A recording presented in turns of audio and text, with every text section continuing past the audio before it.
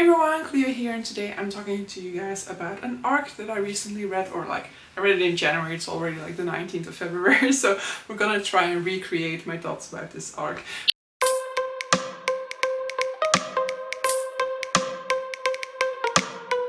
But so, I am obviously very grateful to the publisher and grateful to NetGalley for providing me with an e-ARC for this book, and the book that I'm talking about today is Feed Them Silence by Lee Mandela, which is coming out in the month of March. I'll have the dates over on the screen with both the US and the UK date because they sometimes slightly vary.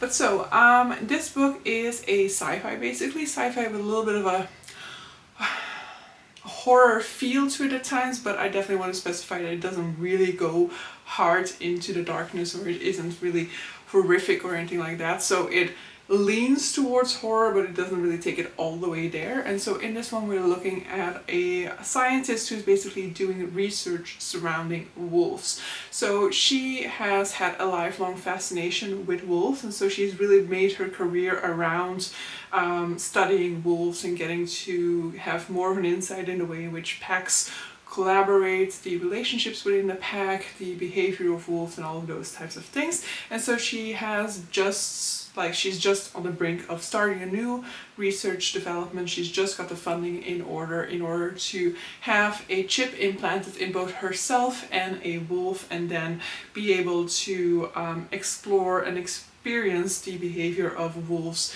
in an intimate way directly in her own brain that way.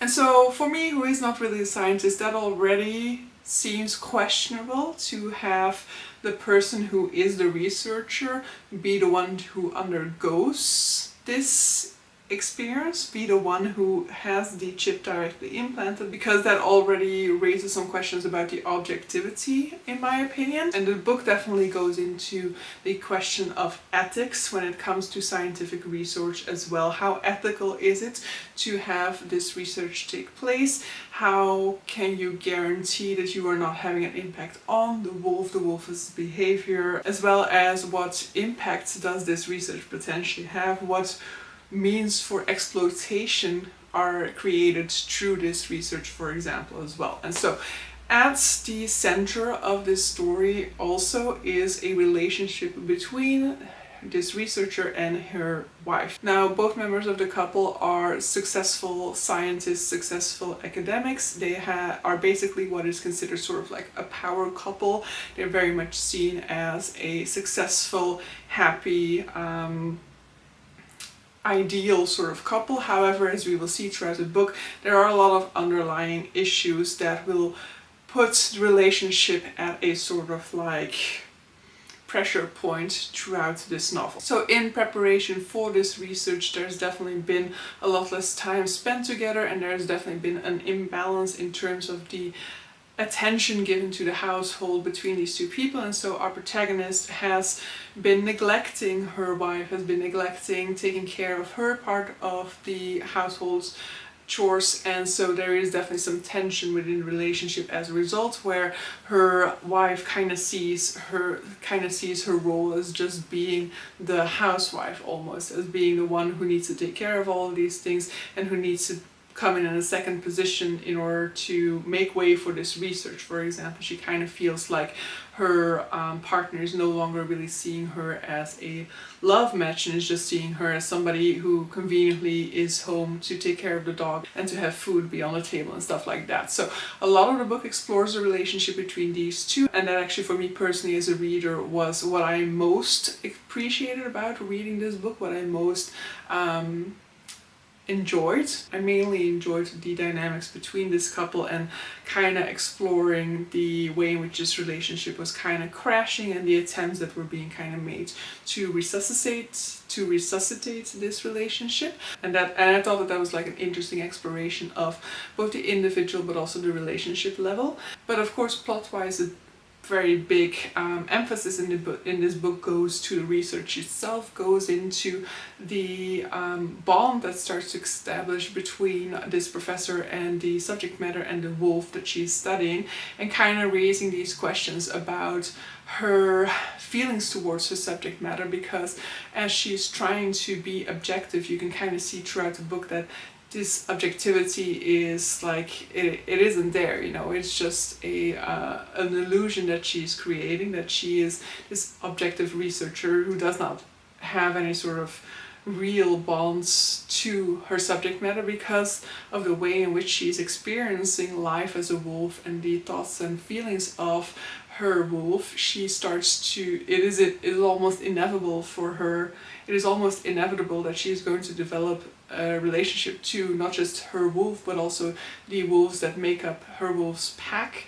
And as the story progresses further and further, we see these lines blurring even more, and we see how the behavior and the thought pattern of wolves starts to infiltrate the behavior and thought pattern of our protagonist, the way that she starts to feel very differently, the way that she starts to feel and behave differently and think differently about herself and a place in the world, the way that she experiences relationships and things like that. And I thought that that was definitely very interesting. And there's also this sort of mystery, this intrigue raised where you start to wonder whether the wolf itself, for example, is likewise impacted by the researcher, because of course in principle the wolf itself is aware of none of this, and that's definitely the premise with which they started off this research. The idea is the only real impact on the wolf is the fact that the wolf has to undergo surgery at the beginning to have this sort of like chip implanted,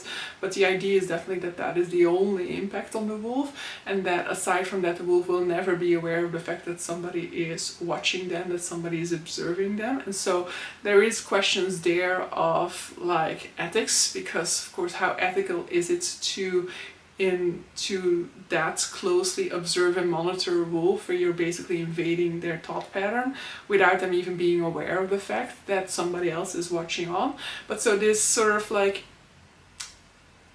suspicion is raised that perhaps the wolf is actually also aware, and then the questions are raised about like what impact does that have on the wolf, on the pack, and stuff like that. So I thought it was an interesting exploration, and I thought the questions that it was tackling and addressing and exploring were definitely very interesting ones. I just would have liked for us to go a little bit further with those. I think it was definitely sort of like a book that raises questions, but that doesn't really take that anywhere.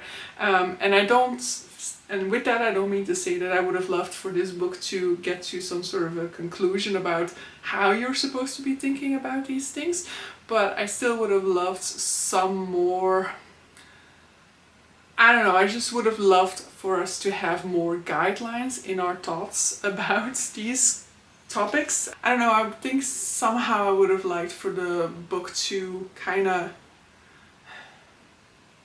offer more in terms of the exploration of this thematic, whereas I feel like now a lot of it is placed in the camp of the reader, which obviously isn't necessarily a flaw or anything like that. That's obviously a way to go, and it's obviously a way in which you can like it isn't a negative to allow your reader to take the strings that are offered to them in a book and take them along their own path. For this particular one, I just felt like I didn't go deep enough because I'm not familiar enough with the ethical discussions being discussed and stuff like that. I would have loved a little bit more guidance. On a little bit more of a petty note, I definitely also found the protagonist to be really insufferable to read from, which isn't a criticism of the book. It's just part of my experience, of course, with this book, is reading from a perspective that I personally find really insufferable, a perspective of somebody who's so self-involved that their experiences, their thoughts, their feelings, like, become the front and center, the only thing that basically matters. And of course her view and her world is broadened because of the fact that we have interactions with other people, and so through those interactions we get to broaden the narrative a little bit, but the voice itself, the narrative voice itself, is very much self-involved and definitely a lot of times seems to forget about the fact that she has a wife to begin with.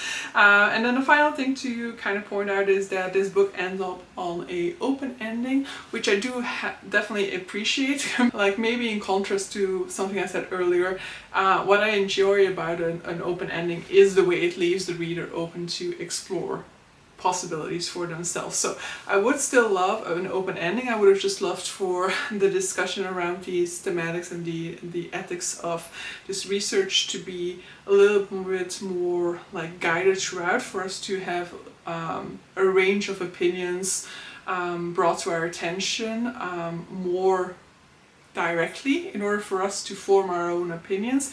But what I like about the fact that it leaves us off on an open ending then towards the end is that you can kind of explore for yourself what can come next and what would be, you know, what would be most desirable, what type of outcome could come, and would that be a negative, would that be a positive. I feel like it raises a lot more I feel like it's a lot more intellectually interesting to end up that way. I feel like it engages the reader a lot more. A lot of times a closed ending can kind of close off a discussion, whereas an open ending can kind of launch the reader on a path to more thoroughly explore the ethics and the morals and the thematics of a book beyond what is within the pages of the book itself. But so I don't know whether there's a conclusion to be reached, but in case you are somebody who is interested in reading this book, I hope my thoughts at least helped you figure out whether this is something that you're interested in, whether or not. If you've read this book, I would definitely be very interested in your thoughts on the book and in your experience reading it. So definitely leave me those thoughts in the comments down below. But so yeah, with that I'm gonna round up this video. Hope you guys enjoyed it and see you for the next one. Bye!